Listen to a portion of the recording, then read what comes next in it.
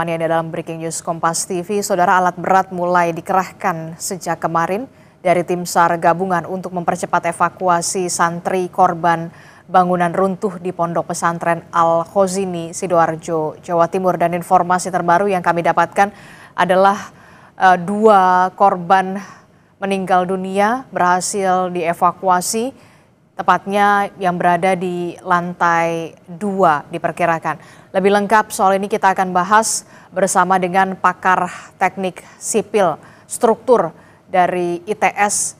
Telah bergabung bersama kami melalui sambungan daring, Pak Muji Irmawan. Selamat pagi, Assalamualaikum Pak Muji. Selamat pagi Mbak Radistri, Assalamualaikum warahmatullahi wabarakatuh. Ya, Pak Muji baru kembali setelah kemarin sudah berada di lokasi di Pondok Pesantren, juga melakukan pendampingan juga evakuasi menggunakan alat berat. Informasinya ada 2 korban meninggal dunia yang berhasil dievakuasi. Bisa diceritakan Pak Muji, ini ditemukan di sektor berapa dan seperti apa kesulitan pada saat evakuasi di sana? Ya, terima kasih. Jadi pada saat kita sudah diputuskan boleh memasuki gedung yang ambruk, maka saya langsung melakukan stabilisasi terhadap puing-puing yang ada.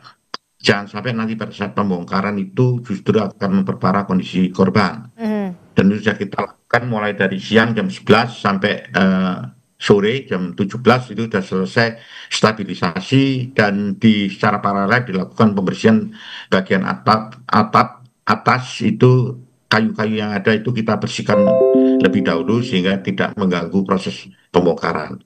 Dilanjutkan setelah sholat maghrib selesai, langsung kita lakukan pembongkaran besar-besaran dengan menggunakan alat berat, baik itu breaking, concrete breaking, jadi pemecah beton. Ada 2, kemudian ada crane yang kapasitas 12 ton, dan truk yang juga standby untuk membuang bongkahan yang sudah kita rencanakan.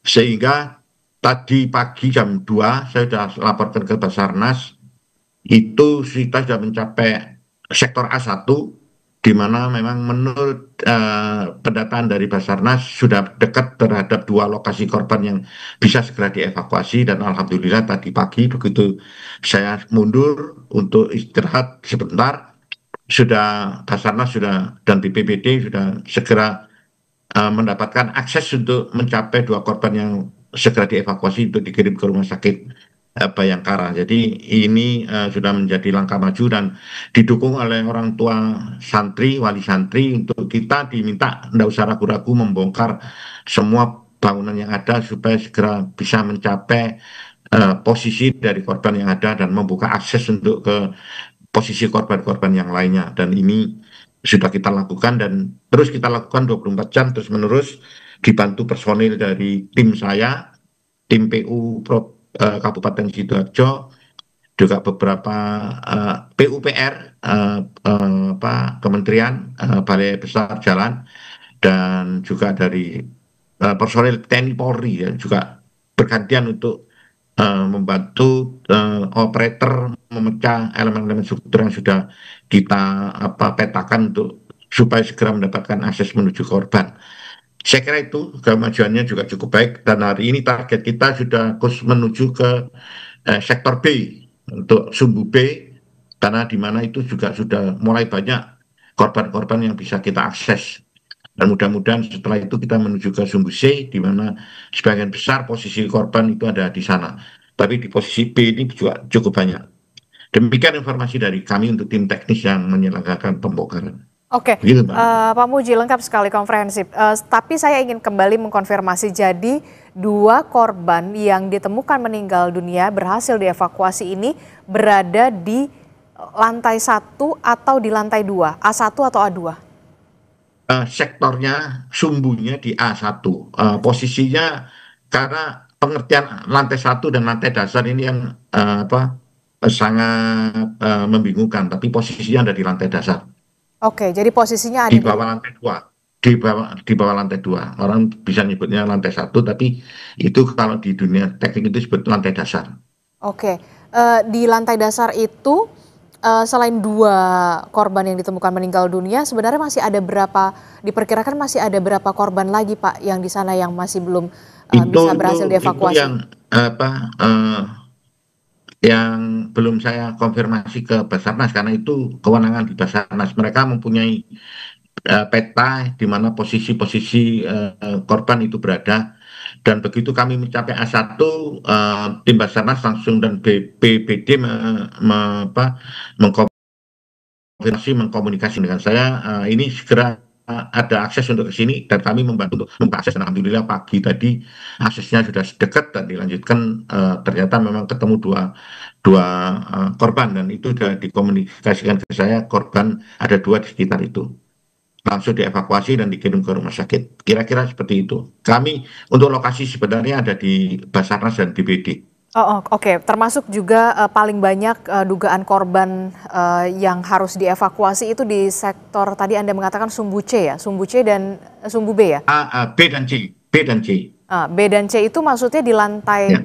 2, 3, atau 4? Atau seperti apa Pak? Kalau dari informasi awal yang disampaikan, sebagian besar di lantai dasar. Oke. Ada juga di beberapa lantai 2, tapi saya tidak bisa memastikan. Tapi sebagian besar di lantai dasar. Ini yang menyulitkan kita untuk mencapai akses karena ada di bawah sekali.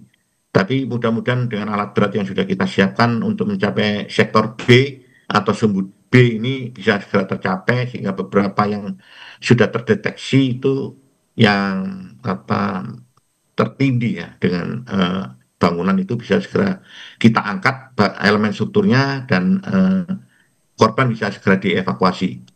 Untuk yang 6 itu saya sudah posisinya di sektor B, sudah kami pahami dari tim teknis. Nah, sehingga kalau ini A ini sudah kita bisa tembus, bisa segera menuju ke B, dan teman-teman Basarnas juga sudah mau mencari alternatif untuk jalan lain dan dengan dibantu kita dari tim teknis. Oke. Demikian. Oke, Pak Muji, kalau kita lihat dengan kondisi runtuhnya atau ambruknya pondok pesantren Al-Khozini ini, sampai saat ini kan sejak kemarin sudah ada alat berat yang sudah dikerahkan selain eskavator juga pemecah beton begitu. Sudah berapa persenkah Pak progresnya? Kalau progresnya kan kita baru mulai kemarin ya, tapi kemajuan cukup bagus karena dari luar menuju A1 itu banyak sekali elemen dengan ukuran yang besar dan posisinya miring dan kita harus hati-hati supaya tidak ambruk lagi meskipun sudah saya stabilisasi sehingga progresnya secara persentase kami tidak tahu karena tingkat kesulitan ke depan untuk menuju B itu juga banyak. Apalagi ada beberapa steel decknya yang mengganggu kita untuk membuka akses itu. Tetapi insya Allah kami bisa bekerja, mudah-mudahan hari ini kita bisa mencapai sektor B1 sehingga akses untuk akses terhadap posisi korban ini bisa segera kita capai dan mudah-mudahan tim BPBD dan Basarnas bisa mengevakuasi korban dengan jumlah yang signifikan. Setelah itu sektor B, sumbu B selesai, kita fokus ke sumbu C, sehingga tidak harus semua bangunan selesai dibongkar, tapi akses yang penting kita untuk menuju ke lokasi korban. Saya kira itu yang menjadi fokus kita untuk membackup BPBD dan Basarnas. Demikian, Mbak Radisti. Kami betul-betul mengapresiasi langkah yang sedang dilakukan saat ini oleh tim SAR gabungan dan juga tim dari Bapak. Tingkat kesulitan sejauh ini Pak yang dihadapi? Yes, ya tingkat kesulitannya memang karena bentuk ambruknya luar biasa tidak teratur dan kita masih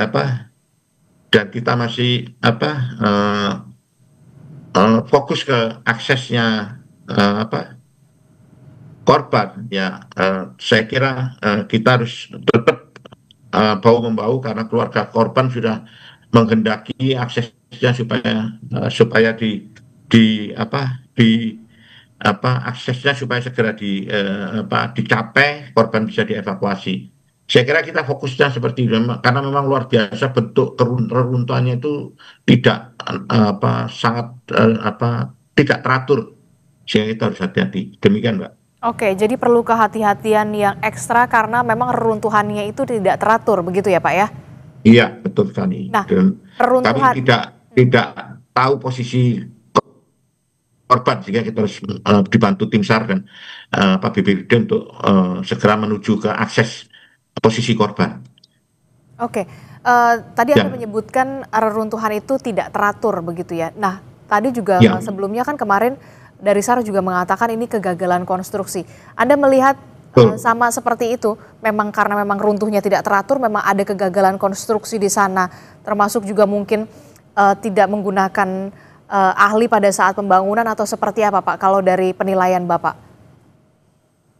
Ya, memang istilah kegagalan konstruksi dari saya karena memang dari pengamatan kami dari tim ITS yang juga sudah turun, Mhm. kemudian dibantu tim Lapor Polda, kami sampaikan bahwa memang terdapat kegagalan konstruksi, sehingga kita bisa sampaikan ke Basarnas, nanti kita tingkat kesulitannya itu adalah dalam pembongkaran ini akan sangat tergantung posisi dari elemen-elemen struktur yang akan kita bongkar. Apalagi Basarnas dan BPBD itu mengingatkan bahwa yang penting harus segera mendapatkan akses menuju korban.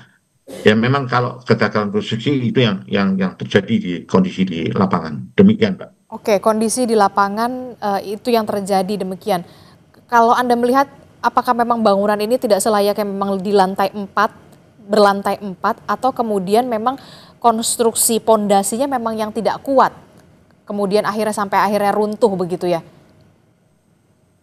Ya, kalau masalah keruntuhan dan masalah struktur secara keseluruhan bisa sampaikan pondasinya cukup kuat, Mbak. Pondasi masih cukup baik. Mhm. Tetapi yang kita sampaikan bahwa keruntuhan ini disebabkan faktor utamanya adalah sambungan elemen-elemen struktur itu tidak bisa dikerjakan dengan baik pada saat pelaksanaan. Boleh saja merencanakan bangunan 3-4 lantai, tetapi dalam pelaksanaannya harus konsisten sesuai aturan, khususnya di bagian join, di sambungan-sambungan elemen struktur yang terjadi antara balok kolom, kolom-kolom, balok-balok, dan plat. Itu harus betul-betul dikerjakan dengan baik saat pelaksanaannya. Ini yang menjadi hal penting yang perlu kita sampaikan karena saya juga harus turut bertanggung jawab terhadap kondisi teknis ini dan menyampaikan kepada masyarakat, monggo silakan untuk bisa berasistensi untuk mencari kondisi teknis yang paling baik. Jadi begitu kondisinya karena memang join-joinnya itu sudah lepas semua pada saat kami periksa hubungan balok kolom itu sudah tidak terjadi, sudah lepas semua tulangannya. Dan Oke. inilah menunjukkan kemudian arah keruntuhannya jadi tidak teratur karena memang lepas sendiri-sendiri. Demikian. Oke, jadi sebenarnya kalau untuk pondasinya sebenarnya kuat ya Pak ya? Kami ingin Kuat, konfirmasi. kuat, Kalau kuat. pondasinya kuat, tapi kemudian sambungan kolom antara kolomnya itu yang tidak terpasang sempurna ya? Kurang sempurna. Iya, tidak sempurna. Itu biasanya dikarenakan faktor apa Pak?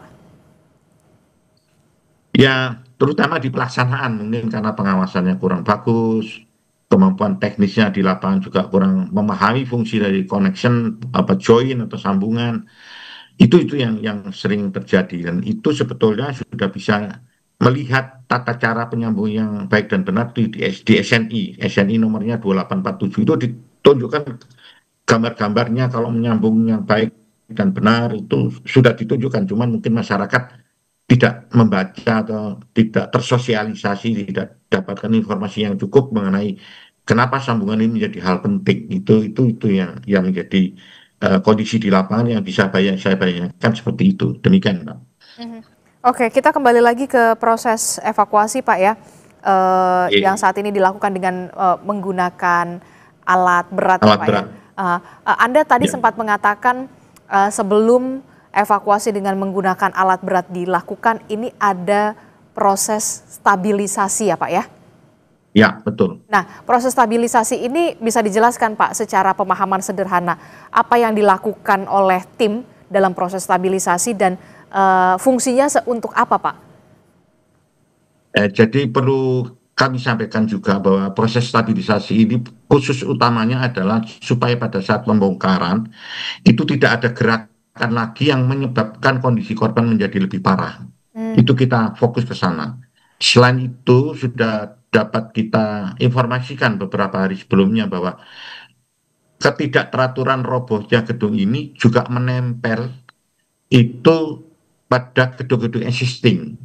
Oh, Nanti apabila kita tidak hati-hati dan tidak dilakukan stabilisasi pada saat kita melakukan pembongkaran dan pengambilan elemen struktur yang sudah kita rusak, itu bisa menarik gedung existing yang ada. Nah ini stabilisasi ini sangat penting agar supaya pada saat kita pembongkaran dengan alat berat, getarannya itu tidak menyebabkan gedung di sebelahnya juga tertarik jadi roboh karena nanti akan jadi bencana lagi. Jadi ini tetap merupakan pekerjaan yang harus terinteraksi dengan baik, tidak hanya dibongkar begitu saja, tapi harus memperhatikan kondisi dan posisi korban untuk bisa diakses dengan baik, dan pengambilan jenazahnya juga bisa lebih baik bila ditemukan sudah meninggal, dan terdapat hubungan yang sudah tersangkutnya reruntuhan ini kepada bangunan existing.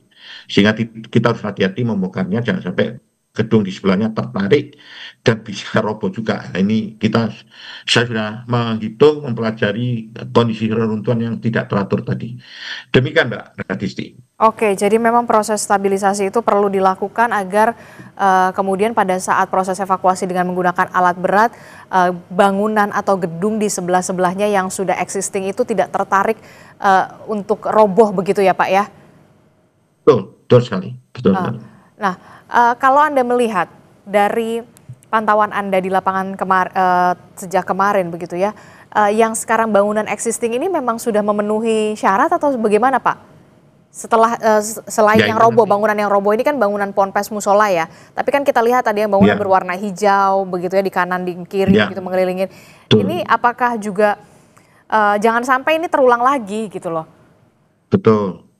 Jadi kami juga sudah menyampaikan khususnya ke pemerintah daerah karena kewenangan ada di sana, bahwa kita tidak hanya berpikir yang sudah mengalami keruntuhan ini, tapi bangunan-bangunan sekitar ini memang perlu mendapatkan perhatian lebih dalam lagi agar kejadian runtuhnya gedung yang fasilitas umum ini tidak terjadi pada gedung-gedung di sekitarnya. Saya sudah sampaikan kepada pemerintah daerah, Kabupaten Sidoarjo, kami siap membackup apabila diperlukan perkuatan, analisa kondisi existing, agar bisa semuanya memenuhi kriteria desain dan kriteria pelaksanaan yang ditentukan di SNI, baik SNI 1725, 1726, 1727, dan 2847. Itu kita bisa memberikan asistensi, memberikan petunjuk teknis, solusi agar gedung existing yang ada, yang tentunya sudah mengalami getaran akibat robohnya bangunan di sebelahnya, itu tetap aman dan dapat difungsikan dengan baik karena dihuni oleh santri-santri yang jumlahnya tidak sedikit. Itu Betul. sudah kami sampaikan, Oke, Mbak betul. Desti. Perlu diwaspadai karena memang ini dihuni oleh Ya, santri yang tidak sedikit begitu ya jumlahnya, termasuk juga tadi saya sempat mengobrol, pondok pesantren ini sudah 1 abad Pak. Apa yang perlu siap. diwaspadai jangan sampai kemudian bangunan-bangunan yang existing yang sekarang masih ada, masih berdiri kokoh begitu ya, jangan sampai kemudian terulang lagi Pak. Ya, itu silakan. Eh, Tidak hanya pondok pesantren Kosidi saja yang bisa kita bantu dari ITS ya. Eh, Monggo pondok-pondok pesantren yang lain pun kita bisa bantu, dan itu sudah kita laksanakan sih di beberapa pondok pesantren yang meminta bantuan ke kami, Mhm. dan tidak perlu berpikir yang rumit. Kita siap membackup apabila ada butuh bantuan teknis kepada ITS, dan pemerintah daerah pun juga sudah bekerja sama dengan kami bila mana ada bentuk-bentuk usulan bangunan yang khususnya juga untuk fasilitas umum yang dihuni banyak orang, itu kami siap membackup pemerintah daerah. Selama ini kita sudah bekerja sama dengan pemerintah daerah Kabupaten Sidoarjo untuk membackup bila mana ada usulan pembangunan, bagaimana kondisi usulan teknisnya bisa kita evaluasi. Demikian, Mbak Adisti. Oke, Pak, terakhir Pak, saya ingin menanyakan apa yang menjadi catatan Anda begitu ya untuk kasus di Pondok Pesantren Al Hozini ini, jangan sampai kemudian bangunan-bangunan lantai 1, lantai 2, lantai 3 lainnya begitu ya, khususnya untuk lembaga pendidikan. Jangan sampai ini terulang lagi, Pak. Apa yang perlu menjadi catatan bagi kita bersama begitu, tidak hanya pemerintah tapi juga penyelenggara-penyelenggara ini, Pak, pengelola. Apa yang Anda ingin sampaikan? Ya, oke, saya kira ini pertanyaan penting juga.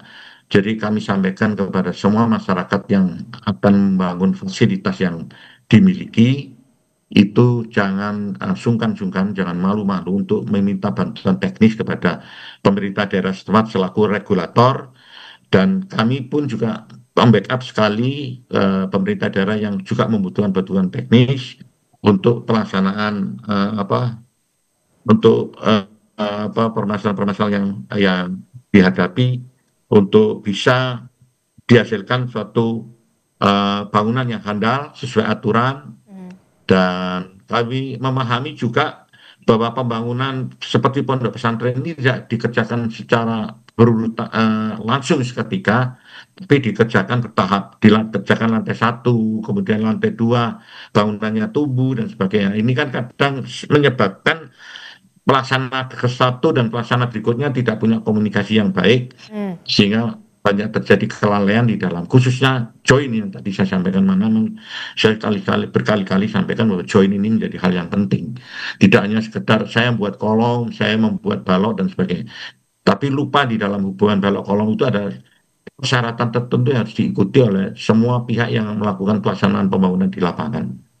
Demikian, Mbak Risti. Oke, baik. Tentu saja kita berharap kejadian ini juga menjadi pembelajaran juga begitu ya bagi semua, agar perlu ada ilmu pengetahuan pastinya, dan diperlukan ada ahlinya yang bisa membantu di sana begitu, jangan sampai peristiwa ini terulang kembali. Terima kasih pakar teknik sipil struktur ITS Pak Muji Irmawan telah bergabung bersama kami dalam Breaking News Kompas TV, Pak.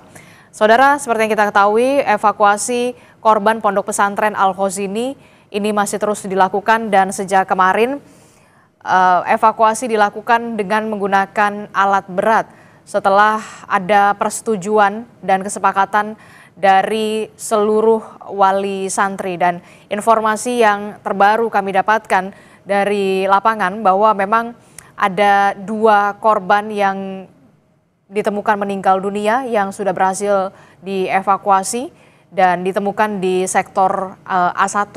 Dan sampai saat ini, saudara, tim juga masih terus bekerja 24 jam non-stop untuk melakukan evakuasi terhadap seluruh korban yang sampai saat ini masih dicari.